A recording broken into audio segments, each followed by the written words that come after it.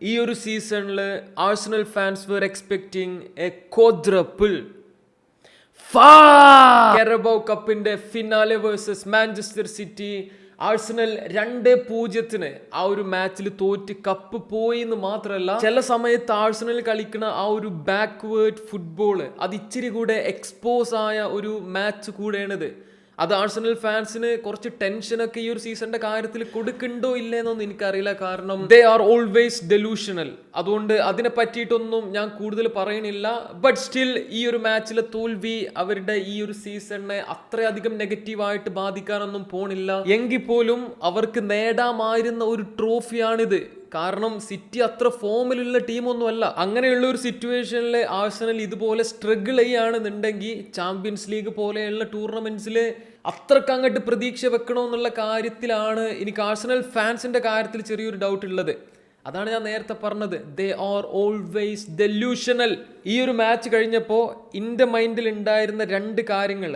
ഒന്ന്, why was Kepa playing? റായ അത്രയും ഫോമിൽ നിൽക്കില്ലേ? ആള് കൗണ്ട്ലെസ് ടൈം ഈ ഒരു ടീമിനെ ക്യാരി ചെയ്തിട്ടുണ്ട്. അങ്ങനെ ഒരാൾ ഫൈനലിൽ കളിക്കുന്നതല്ലേ ഉചിതം? ഞാൻ കോച്ചൊന്നല്ല, എന്നാലും ചോദിക്കുക. കെപ്പയുടെ എറേഴ്സിനെ കുറിച്ചിട്ട് തന്നെ നമുക്ക് 3-4 പോയിന്റ്സ് ഒക്കെ പറയാനുണ്ട്.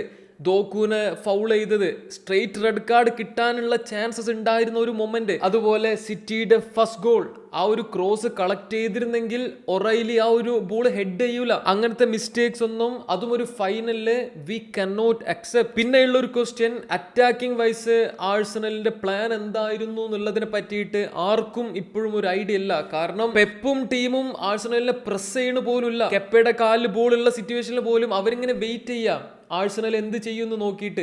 ആഴ്സണൽ ഒന്നും ചെയ്യണില്ല, സിറ്റിന്റെ പ്ലേയേഴ്സും ഒന്നും ചെയ്യണില്ല. ഓരിങ്ങനെ കാത്തുക്കുക, നിങ്ങൾ എന്തെങ്കിലും ചെയ്യുമെന്ന് പറഞ്ഞിട്ട്.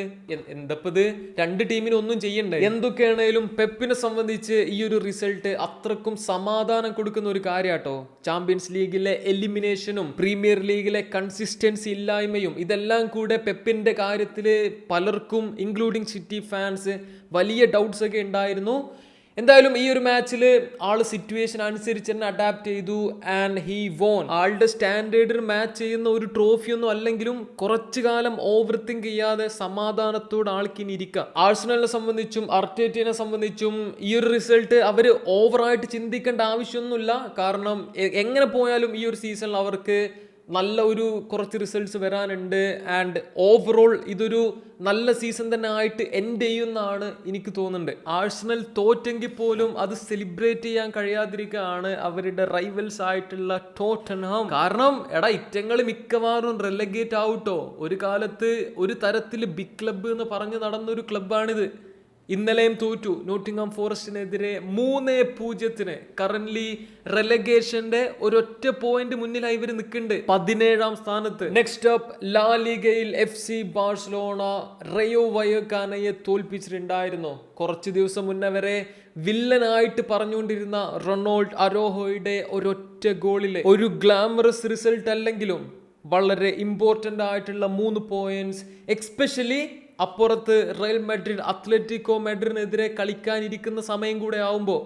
ആൻഡ് ആ ഒരു മാച്ചിൽ റയൽ മാഡ്രിഡ് 3-2 ജയിച്ചിട്ടുണ്ടായിരുന്നു. അവരെ സംബന്ധിച്ചും very very big result. Madrid derby ആയതുകൊണ്ട് മാത്രമല്ല കേട്ടോ, ഇനി അങ്ങോട്ട് പോയിന്റ്സ് ഡ്രോപ്പ് ചെയ്ത് കഴിഞ്ഞാൽ ലാ ലീഗന്റെ കാര്യത്തിൽ ഒരു ചെറിയ പ്രതീക്ഷ പോലും മാഡ്രിഡ് വെക്കേണ്ട ആവശ്യമില്ല. മാഡ്രിഡ് ഡെർബി ഞാൻ കാണാത്തതുകൊണ്ട് തന്നെ ഫാൻ കോഡിന്റെ ഹൈലൈറ്റ്സ് വെച്ചിട്ടാവും ഇനിയുള്ള കാര്യങ്ങളൊക്കെ ഞാൻ പറയുന്നത്.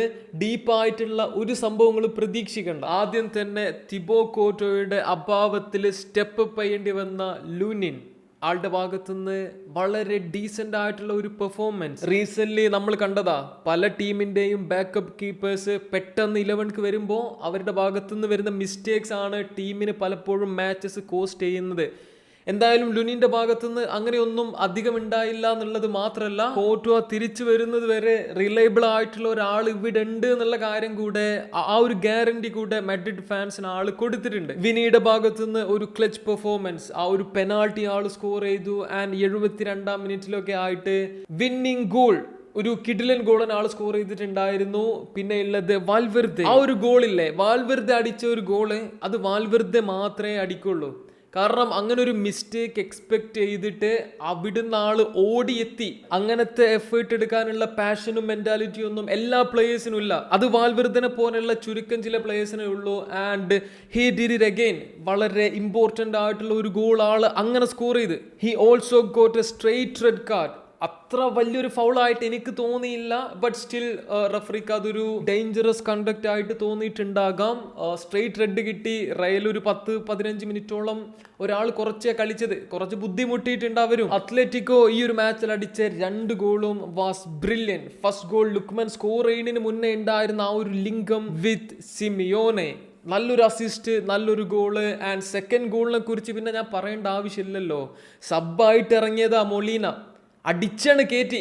ഈവൻ കോർട്ടുവ ഉണ്ടെങ്കിൽ പോലും അത് സേവ് ചെയ്യാൻ കഴിയുമെന്ന് എനിക്ക് തോന്നുന്നില്ല. അമ്മാതിരി ഷോട്ട്. കോമഡി എന്താണെന്നറിയോ, കഴിഞ്ഞ ലാലിഗ മാച്ചിലെ ഗെറ്റാഫയ്ക്കെതിരെയും ഈ ചെങ്ങായി ഇതേപോലത്തെ ഒരു ഗോള് അപ്പുറത്തെ വിങ് അടിച്ചീനു. അടിച്ചങ്ങോട്ട് കയറ്റി തന്നെ. ഇതിന് വേണ്ടിയിട്ട് ഇറക്കുക തോന്നുന്നുണ്ട്. അടുത്തൊരു ബിഗ് ന്യൂസ്, കേരള ബ്ലാസ്റ്റേഴ്സ്. കഴിഞ്ഞ വീഡിയോയിൽ ഞാൻ സൂചിപ്പിച്ചിട്ടുണ്ടായിരുന്നു, കാറ്റാളനെ സാക്ക് ചെയ്യാനുള്ള ചാൻസസ് ആണ് കൂടുതൽ. പക്ഷേ നമ്മളെ മാനേജ്മെന്റിന്റെ ഒരു സ്വഭാവം അനുസരിച്ച് പുതിയൊരു കോച്ചിനെ ഈ ഒരു സീസണിലേക്ക് വേണ്ടിയിട്ട് പൈസയൊക്കെ കളഞ്ഞ് സൈൻ ചെയ്യുമോ എന്നുള്ള കാര്യത്തിൽ എനിക്കൊരു ഡൗട്ട് ഉണ്ട് എന്ന്. എന്തായാലും ചില റിപ്പോർട്ട്സ് ഓൾറെഡി വന്നിട്ടുണ്ടായിരുന്നു, കാറ്റാളനെ സാക്ക് ചെയ്തിട്ടുണ്ട്. ആൻഡ് പുതിയൊരു കോച്ചിന്റെ കാര്യത്തിൽ വരെ റൂമേഴ്സ് വരുന്നുണ്ട്. ഇന്ത്യൻ കണ്ടീഷൻസുമായിട്ട് സുപരിചിതനായിട്ടുള്ള ആഷ്ലി വെസ്റ്റ്വുഡ് എന്നുള്ള ഇംഗ്ലീഷ് കോച്ചിനെയാണ് കൂടുതലും പറഞ്ഞു കേൾക്കുന്നത്. സിമ്പിൾ ടേംസിൽ KBFC ഫാൻസ് എൻജോയ് ചെയ്യേണ്ട അല്ലെങ്കിൽ സാറ്റിസ്ഫൈഡ് ആവേണ്ട ഒരു നെയിമാണോ ഇത് എന്ന് ചോദിച്ചാൽ അല്ല. But at the same time current situation അനുസരിച്ച് കേരള ബ്ലാസ്റ്റേഴ്സിന്റെ റെലഗേഷൻ സേവ് ചെയ്യാൻ അല്ലെങ്കിൽ ഈ ഒരു സീസണിൽ എന്തെങ്കിലുമൊക്കെ മിനിമൽ ചേഞ്ച് ഈ ഒരു ടീമിൽ കൊണ്ടുവരാൻ കഴിയുന്ന ഒരു കോച്ച് ആവുമോ ഇത് എന്ന് ചോദിച്ചാൽ ഐ തിങ്ക് യെസ്. പക്ഷേ എന്താ പറയുക, ഞാനിപ്പോഴും സെറ്റ് ചെയ്യുന്ന ഒരു സ്റ്റാൻഡേർഡ് എന്നുള്ളത് അല്ലെങ്കിൽ എനിക്ക് വേണ്ട ഒരു കാര്യം നമ്മൾ ISL അടിക്കുക, നമ്മൾ ഇന്ത്യയിലെ ബെസ്റ്റ് ക്ലബ് ആവുക എന്നുള്ളത്. അതിന് പറ്റുന്ന ഒരു റിക്രൂട്ട്മെന്റ് ആണോ ഇതെന്ന് ചോദിച്ചാൽ നോ. പക്ഷേ കേരള ബ്ലാസ്റ്റേഴ്സിന്റെ കറന്റ് സിറ്റുവേഷൻ അനുസരിച്ച് ഇന്ത്യയിലെ ബെസ്റ്റ് ടീം ആവാന്നൊക്കെ ഞാൻ ആലോചിച്ചില്ലേ. ഇതിന്റെ ചെപ്പ കുറ്റി നോക്കി നിങ്ങൾ എല്ലാവരും ഓരോന്ന് തരണം. നമ്മുടെ കറന്റ് ടാർഗറ്റ് എന്നുള്ളത് ടു അവോയ്ഡ് റെലഗേഷൻ. ആൻഡ് ഹോങ്കോങ്ങിനെ വെച്ചും അഫ്ഗാനിസ്ഥാനെ വെച്ചും ഒക്കെ ഇന്ത്യൻ നാഷണൽ ടീമിനെ തോൽപ്പിക്കാൻ കഴിഞ്ഞിട്ടുള്ള ഒരു കോച്ചാണ് ഇദ്ദേഹം. അതിപ്പോൾ ഫുള്ളി ഡിഫെൻസീവായി കളിച്ചിട്ടാണോ അതൊന്നും നമ്മൾ നോക്കേണ്ട ആവശ്യമില്ല. നമ്മളെ സംബന്ധിച്ച് എന്താ, തോൽക്കാതിരിക്കുക, എങ്ങനെങ്കിലും കുറച്ച് പോയിന്റ്സ് ഉണ്ടാക്കാൻ നോക്കുക, റെലഗേറ്റ് ആവാതിരിക്കുക. ആ ഒരു കാര്യത്തിന് ഇദ്ദേഹം നന്നാവുമാവും എന്നൊക്കെയാണ് എനിക്ക് തോന്നുന്നുണ്ട്. ബട്ട് സ്റ്റിൽ നമ്മുടെ പ്ലേയേഴ്സിന്റെ നിലവാരവും അവരെടുക്കുന്ന എഫേർട്ടൊക്കെ വെച്ച് നോക്കുമ്പോൾ ഇനിയിപ്പോൾ ഏറ്റവും ബെസ്റ്റ് കോച്ച് വന്നാൽ പോലും അവരെ കൊണ്ട് പ്രത്യേകിച്ചൊന്നും ചെയ്യാൻ കഴിയുണ്ടാവില്ല. സോ ഇപ്പോൾ നമ്മൾ ചെയ്യേണ്ടത് അവോയ്ഡ് റിലഗേഷൻ. ആൻഡ് അടുത്ത സീസണൊക്കെ നടക്കുന്നുണ്ടെങ്കിൽ ISL ഒക്കെ ഇനി ഉണ്ടാവുമെന്നൊന്നും എനിക്കറിയില്ല, നടക്കുന്നുണ്ടെങ്കിൽ ബെറ്റർ റിക്രൂട്ട്മെന്റ് നടത്തുക, മേ ബി ബെറ്റർ കോച്ചിനെ കൊണ്ടുവരിക. Keep dreaming guys, keep dreaming. അത്ര കൊള്ളും. ബൈ.